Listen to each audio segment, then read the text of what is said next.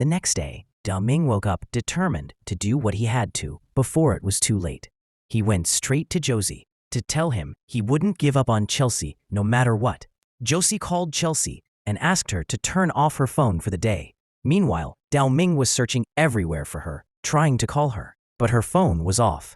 The next morning, Woozy went to pick Chelsea up from her house, just as Dao Ming was heading there. After finally finding out her address, Woozy told Chelsea that Dao Ming had called him the previous night, saying he wanted her back and that he seemed determined this time. At that moment, Dao Ming arrived and told Chelsea he couldn't stay away from her anymore. But Woozy stepped in and told Dao Ming.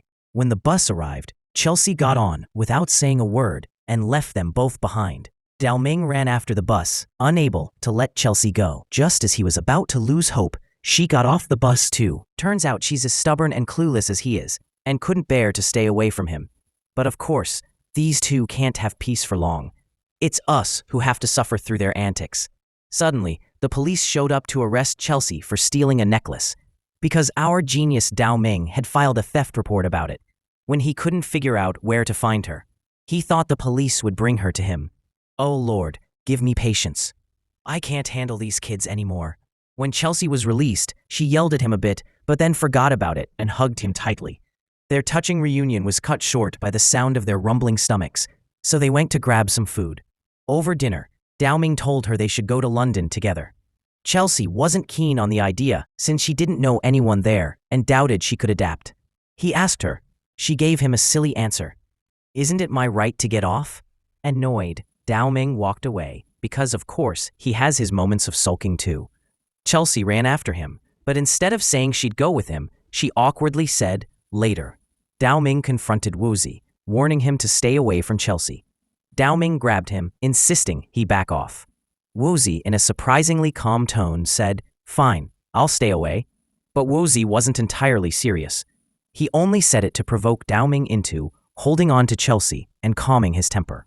Deep down, Woozy genuinely wished for Chelsea's happiness, which is why he kept nudging her back toward Dao Ming.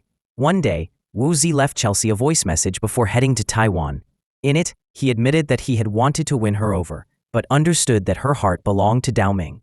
He wished them both happiness. Chelsea, touched by his words, ran to the rooftop to see him off, reminiscing about all the good moments they had shared.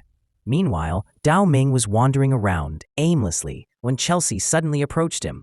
She seemed determined to confess her feelings, but hesitated again. Instead, she handed him some food as a way to express her emotions. She asked him if he was dating Xiaoji, to which he replied, stop being ridiculous. I could never date someone I don't love.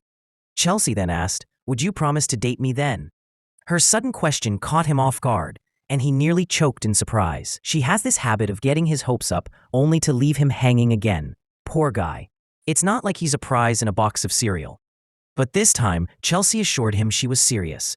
She wanted them to get back together, but begged him not to tell anyone, especially their friends, because they might let it slip. And she was terrified that his mom would find out and separate them again. Dao Ming agreed, but pulled her aside, wanting to kiss her. She nervously stopped him, worried someone might see. He said, we're in the middle of nowhere. Who's going to see us? She confessed she was embarrassed because just standing still, close to him, was enough to make her heart race.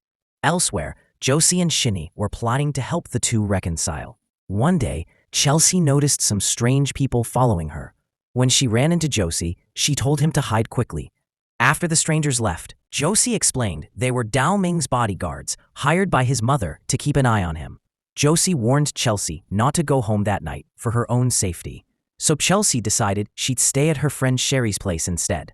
But Josie told her Sherry she'd stay at her friend Sherry's place instead. Josie thought it'd be better to let Chelsea know so she wouldn't feel guilty about interrupting. Chelsea realized Josie was truly a supportive friend and rushed to catch up with Sherry. Meanwhile, Josie and Shimmy had locked Chelsea and Dao Ming in a room together, with Dao Ming tied up. It turned out they were trying to set them up. Of course, Dao Ming didn't object. If he had known this was the plan, he would have thanked them instead of needing to be tied up like that. Looked for a way out, but Dao Ming teased her, saying, "Come on, what exit? We're here together." He stepped closer, and they started talking. She asked him if he had ever been with other girls before her. Dao Ming admitted that while he never loved anyone else, his friends often introduced him to other girls, and he didn't always reject their advances. Chelsea began to feel jealous, which made Dao Ming smile, enjoying her reaction. Their moment was interrupted by a call from Dao Ming's friend, who warned him that his bodyguards were coming after him. They quickly hid in the bathroom. Chelsea escaped barefoot through the window, while Dao Ming sat in the bathtub, pretending to take a shower, with his clothes on. The bodyguards didn't buy it, and Dao Ming was left fuming at his mother for scaring Chelsea off like she'd committed a crime. Later, Dao Ming called Chelsea to make sure she got home safely, and she reassured him that she was fine. The next morning, they met so she could retrieve her shoes. Dao Ming caught her doing some morning exercises. Looking like she was in a school gym class, they went to a quiet spot, only to realize they were out of their depth in handling the intensity of their relationship. Sitting in awkward silence, Dao Ming suddenly confessed his love for her, waiting for her response. But as always, Chelsea hesitated, unable to say a word. If he walked away now, she probably wouldn't stop him. I know I'm personally getting fed up with her indecisiveness. That evening, Shimon hosted a tea party and invited everyone, including Dao Ming and Chelsea. Since no one knew about their relationship, they acted as though they barely knew each other. Dao Ming's friends nudged him to offer her something to drink, which led to them sitting together and enjoying the party peacefully. But Chelsea eventually left the party feeling upset. Dao Ming followed her, asking what was wrong. She confessed that she was sad because their friends were so worried about them, when in reality, they were hiding their relationship from everyone.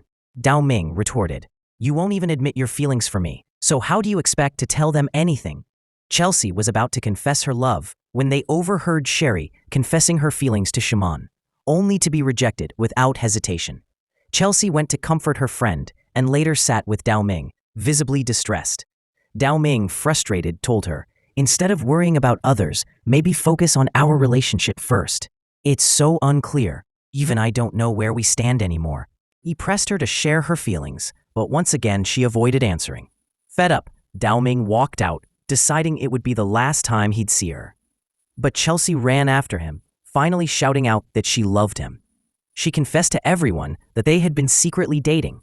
Dao Ming hugged her tightly as she silently vowed to hold on to him and stop hiding their love. One day, Chelsea was calling Dao Ming when she heard someone trying to open her door. She went to check what was going on, only to scream when she saw someone trying to break in. Dao Ming, hearing the commotion, couldn't understand what was wrong. The thief, unable to open the door, ran off. Chelsea calmed herself down, pretending nothing happened until she heard a loud knock on the door again.